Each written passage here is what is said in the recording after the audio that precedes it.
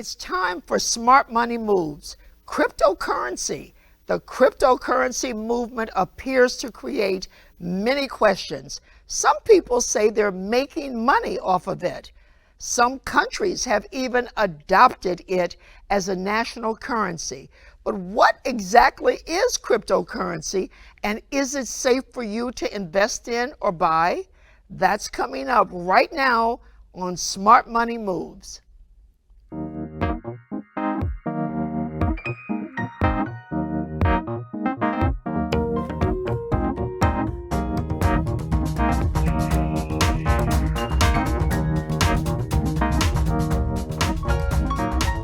I'm Marcia Griffin, and I'd like to welcome you to Smart Money Moves, Building Wealth for Everyday People. Maybe you've heard about Bitcoin and cryptocurrency mining, and maybe you haven't. The fact is there's a lot to learn about cryptocurrency as it continues to grow in popularity and in its use. Here to help us make sense of it all is Bill Irby, chairman of System 73 and a serial and wonderfully successful entrepreneur, and Kimberly Booker, co-founder of BTC Impact, an organization helping people learn about the power of cryptocurrencies.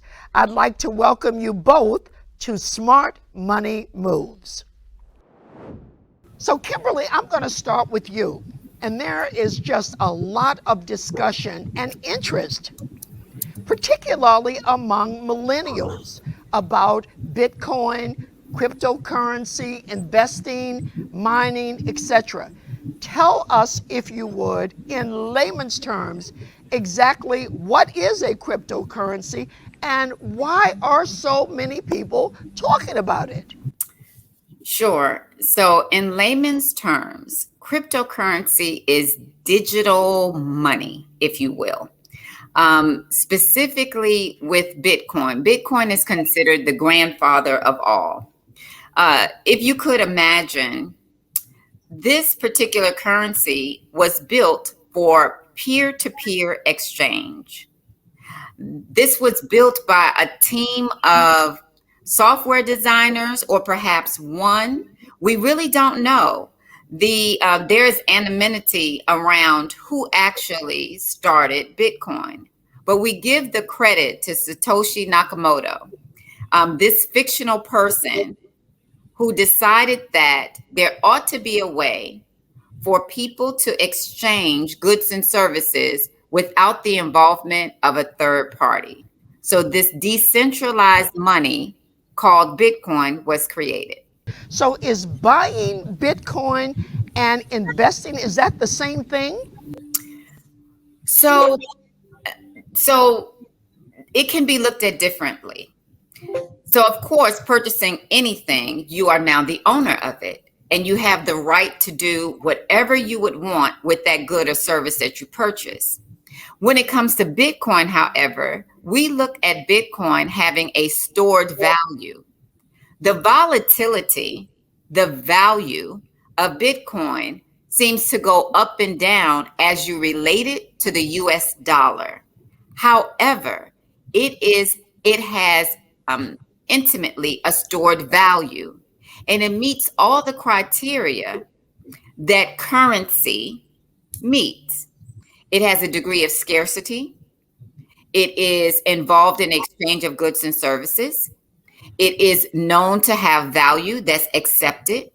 So with Bitcoin, here is something that's a distinct difference. The longer you hold it, the more valuable it becomes. Mm-hmm. And that is, to me, the most key characteristic of Bitcoin. It has stored value. And it started from being worth less than $1 to now what we see these numbers today, upwards of 64 to 68,000. Excellent. Now let me just bring Bill in here. Bill, talk to us for a minute here, and you are an expert also in this subject.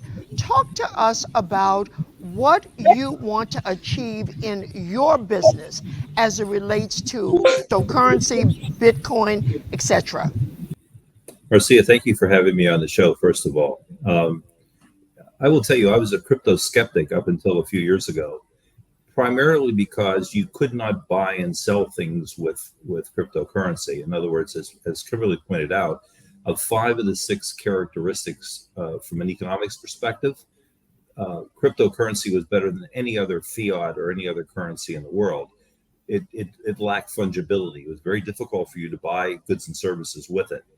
Mm-hmm. So what we set about to do was to actually make that fungible. And the major drawbacks on fungibility related to the delay in the blockchain, and also the fact that it was many of the transaction fees were very, very expensive.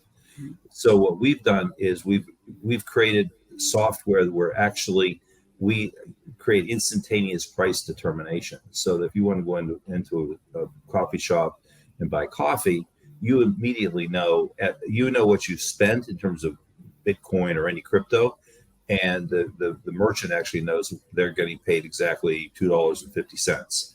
That gap between clearing the blockchain is what we set out to solve.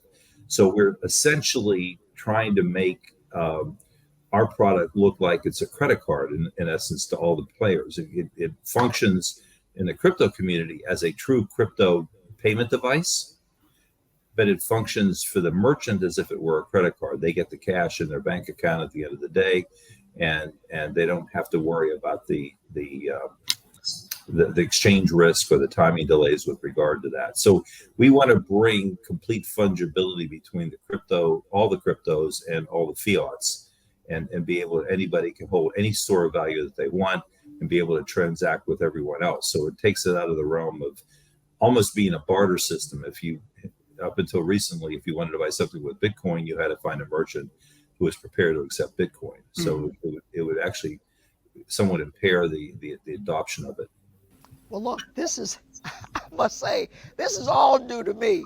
My son and his wife, they are big time investors. They talk about this all the time, and they talk to my husband and I about investing. This is the biggest thing since sliced bread. We need to get in here. But look, there are so many aspects that the average person just does not understand. So I'm going to jump back to you, Kimberly, for a minute. I want you to explain to us, what is a blockchain? What is a blockchain? And just kind of break that down so we can sort of understand, because there are a lot of references to that. What's a blockchain and how does it apply to cryptocurrency? Okay, so for time constraint reasons, I'm going to try to simplify this. So this is not the scientific definition of a blockchain, but for the sake of answering your question in a manner by which you can understand, this is what I'm going to say. A blockchain is a public ledger, if you will.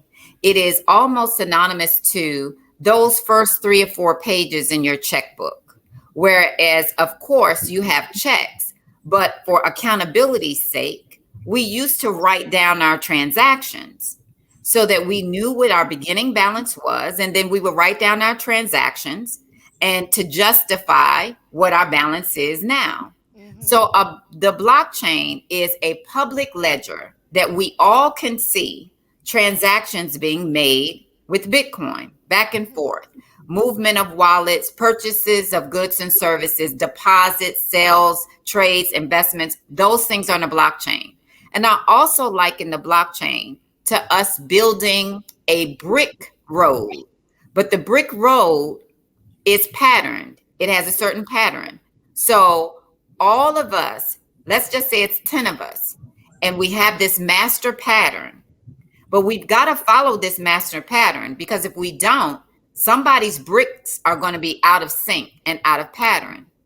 Well, the blockchain works just about every 10 minutes. We're going to build a block. So we're going to build this road together. And then every 10 minutes, we're going to stop. We're going to check the pattern of the road. Is everybody laying their bricks according to this intricate pattern? We check, yes, yes, Marcia, yes, Mr. Irby, yes, we're looking good. Then we say, okay, we're going to build for 10 more minutes. Well, that's simplifying it. But if anyone's off in that 10 minutes, we've got to come to an agreement that we're all following this master intricate pattern as we're building this road called the blockchain. We're miners. The blockchain is this whole host of complex algorithms, and it's taking all of our computers, our computation power to solve these complex algorithms.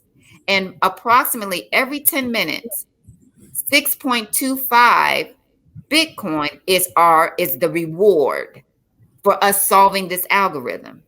And then we go for 10 more minutes and we continue this. This is the road of the blockchain. And also, as I mentioned earlier, this road is a public ledger that we can all see for all that participate, all that have digital wallets, all that are buying and spending Bitcoin. Those transactions are recorded on this road called the blockchain. Okay, guys. That's this is getting so real simple. deep here. Mr. Irby, how do you think I did? You did an excellent job, much better than I would have done. What is the advantage of owning a Bitcoin? Okay. Oh, I can certainly answer that. So first things first, as technology moves forward, us as a society, as humankind, we must move forward or we'll get left behind. We're in the digital age now, and this is a digital currency. So the benefit of holding Bitcoin is not only are you participating in digital currency as the weight of the American dollar goes, we know that today we're looking at 6.2% inflation. The value of the US dollar is decreasing year over year, month over month. It's not even backed by anything any longer. At one point, it used to be backed by gold and silver and then by gold. But in the 70s, President Nixon did away with even that. It's only backed by trust in the government. Whereas with Bitcoin, innately, how Bitcoin is created, its scarcity, its value to the blockchain, its ability to be used in trade and goods and services, and its growth. Do you know if you own Bitcoin or this fraction thereof Bitcoin called Satoshis? As Bitcoin grows in its value, so does the Satoshi.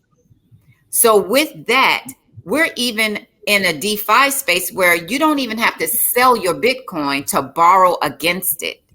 It is living and breathing currency. So, Bill, let me just ask you another question. Do you see this as a wave of the future, and why? Yeah, I think I think you have to divide cryptocurrency in a couple different vectors when one thinks about it. What we are really, what our business is and our focus is essentially we're the plumbing. In other words, what I like about cryptocurrency is it makes the transacting both for individuals as well as for corporations and countries many, many times more efficient. Now, they're going to say that there are certain defects in using crypto, but it's sort of like the first time somebody had a car and the guy with a horse said that'll never catch on.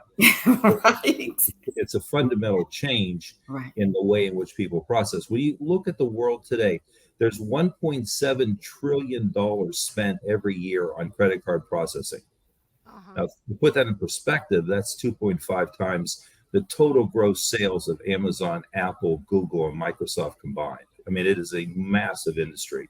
If you look at corporations trying to move money, just wire transfers, I think off the top of my head, that's a $280 billion market in terms of that. And it's very slow and it's incredibly inefficient to do that.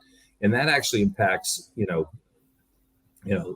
a whole array of people who do not have adequate access to banking services, whether they be individuals or if there are even companies in certain parts of the world. It's very difficult for companies to move money around, and it actually impairs significantly in foreign trade as a result of that. So I think that's one element that I really like. If you think about this as a digital gold rush, I'm the guy that wants to sell the pans, the picks, and Levi jeans. You know, we want to be the infrastructure for that. On the other hand, I love the fact of cryptocurrency, as Kimberly referenced, that it in fact is limited supply. And you know, you could tell the value of any asset if you knew the supply and demand curve. Yeah. And the reason I think crypto is volatile, not because of the supply, but because of the demand aspect of it. As an investment, you can look at statistics and show that when Bitcoin goes up, more people buy it. When Bitcoin goes down, less people buy it. What we're trying to do is to make a whole layer of demand with transaction demand that's a lot more stable. As increased demand for the product will increase the price and also increase stability. I mean, one of the reasons like fiat is more stable is simply because you need to walk around with dollar bills or have dollar bills in order to transact every day. It's not really an investment decision.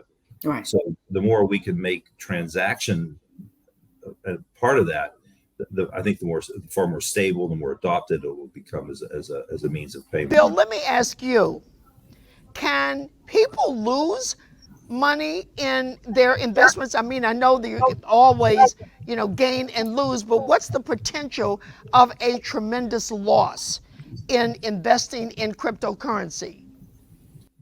Well, today, I mean, crypto has a very high volatility to it. I happen to be a big believer in the future of cryptocurrency, but it'll be somewhat of a bumpy road with regard to that. Only I think once we've been able to get it to be more of a currency, where people are literally using it in day-to-day transactions, will you take that volatility out? And what I love about crypto is the limited supply. Because if you can enhance demand at all, it almost becomes an exponential function in terms of the value. So I firmly believe cryptocurrency will be worth a lot more money in the future. But there's going to be a lot of ups and downs, and you just need to be prepared to lose money in the interim period. I mean, the worst thing would be to ride it, see it go down, sell everything, and then watch it go back up again. So you have to have money that you're willing to go long with, in my view, in order to be an effective investor in this space. Absolutely. Absolutely. So let me just ask, I'm going to ask Bill one question, then I'm going to get back to you, Kimberly.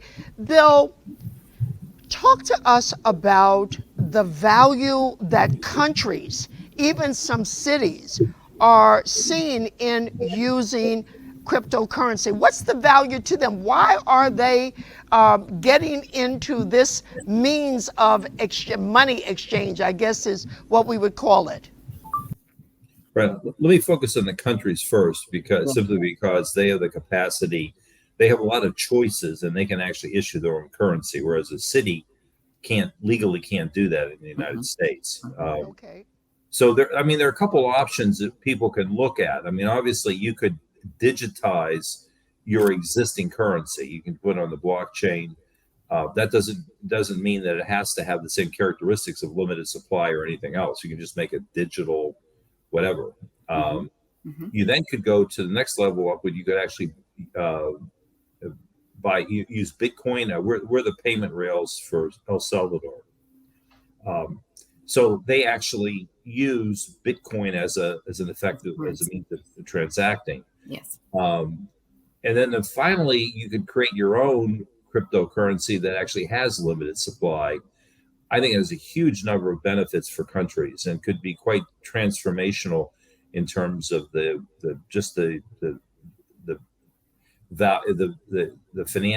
financial situation of the country, as well as the underlying people. Absolutely. If they structure those currencies in the appropriate manner. You could literally take, I think, some countries, if they think about how they structure their token, can really actually become very, very wealthy overnight, because they have a great deal of control over how they set it up, and by being able to have size it appropriately for the amount of transaction demand, you can really create a very, very valuable token. Kimberly, let me ask you two questions. Number one, why are so many millennials interested in this subject and are investing? So two things. And very quickly, to go back to what Mr. Irby was speaking in reference to, you have countries like El Salvador that have adopted Bitcoin as a legal currency. You have countries such as Paraguay, Tonga, that are looking to do the same. And you look at countries such as Nigeria that have moved things forward with their adoption and common use of their citizens of Bitcoin. Bitcoin has a layer of sovereignty and freedom that the millennials enjoy, but also that individuals that are unbanked, disenfranchised, that have been left out of conversations of generational wealth, or even to build generational wealth. They're finding that with cryptocurrencies and with Bitcoin, they can begin to have those conversations and those successes. When you look at millennials, they were born in the technology age. They understand digital. They understand things that are non-tangible but still have value. They were born in gaming.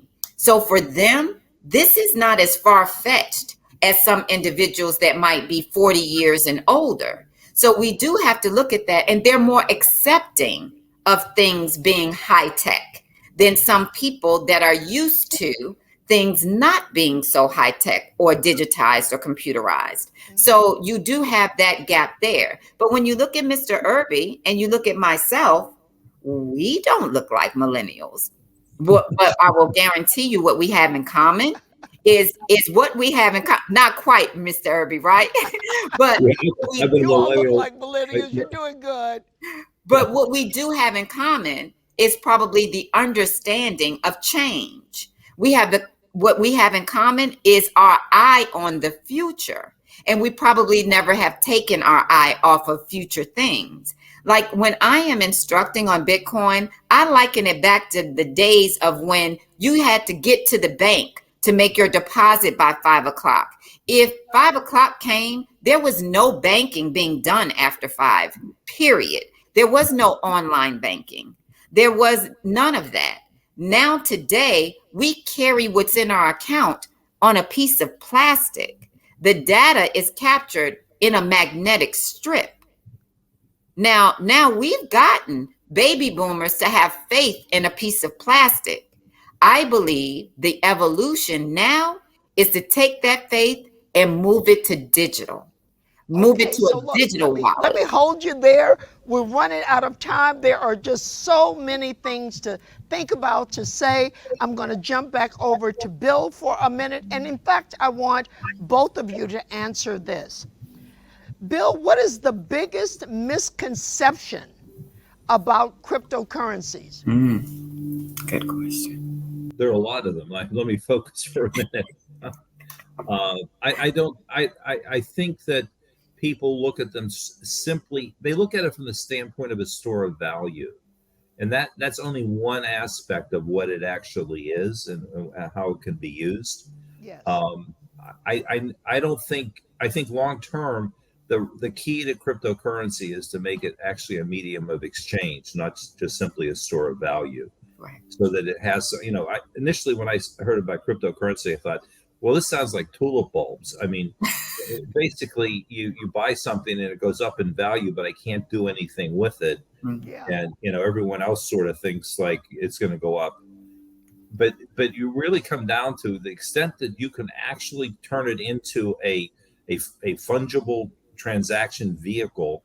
I think it'll drive it through the roof. And even how these countries put it in place, it's very important how these are structured as to whether or not they're going to go up in value. But it all revolves around, in my view, transaction velocity. Mm-hmm. Mm-hmm. Absolutely. Guys, let me tell you, we are running out of time. You all have so much really good information. We're going to have you back. But before we close, I want to ask one question of the two of you. And I'll start with you, Kimberly, and I'll end with you, Bill. What is one thing you want our viewers, our audience, the public to know about cryptocurrency that you think is just important? One thing to keep in their minds. Kimberly. It is important for our people to understand that technology is not going away, and this is a part of technology. Invest, do your own research, do your due diligence, but do not get left behind. Crypto is going to be one of the largest single transfers of value or wealth in the 21st century. So if it is, as I said, it's going to be a bumpy ride, I think, but that's going to have enormous impact not only on individuals but also on nations in terms of their adoption of it. Wonderful. Look, you guys are just a tremendous source of information. We love this. We need to hear more. I'd like to thank my guests for the discussion and especially for our audience for joining us today. For more information on this program or any other program produced by WHUT, go to WHUT.org. See you next time on Smart Money Moves, and remember, together we can make a tremendous difference. Thank you.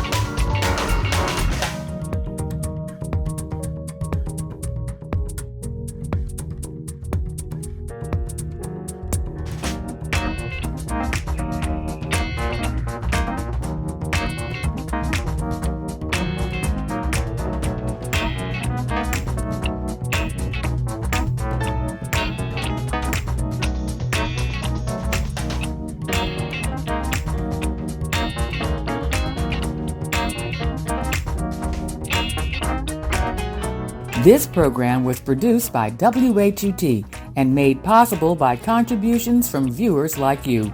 For more information on this program or any other program, please visit our website at WHUT.org. Thank you.